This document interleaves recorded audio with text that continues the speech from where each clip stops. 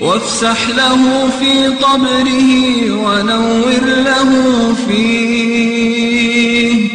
اللهم اغفر لحينا وميتنا وشاهدنا وغائبنا وصغيرنا وكبيرنا وذكرنا وأنثانا.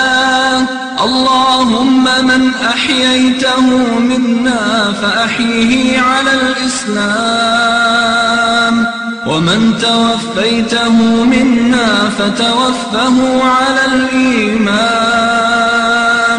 اللهم لا تحرمنا أجره ولا تضلنا بعده يا ذا الجلال والإكرام.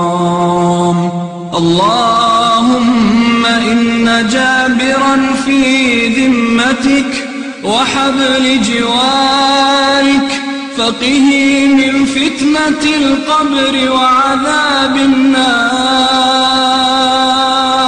اللهم قه من فتنة القبر وعذاب النار. أنت أهل الوفاء، أنت أهل الوفاء، أنت أهل الوفاء، أنت أهل الوفاء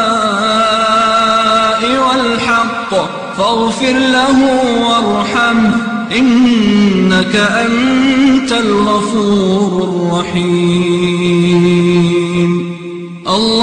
اللهم عبدك وابن أمتك احتاج إلى رحمتك، وأنت الغني عن عذابه، وأنت الغني عن عذابه.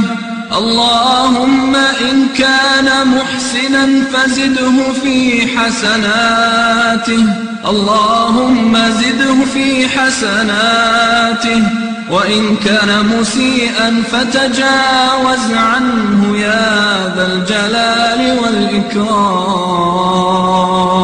يا حي يا قيوم،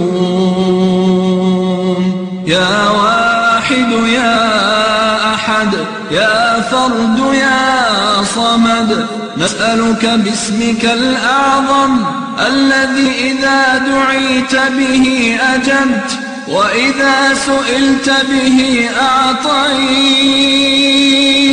نسألك يا مولانا أن تغفر لنا وله ولجميع موتى المسلمين يا أرحم الراحمين.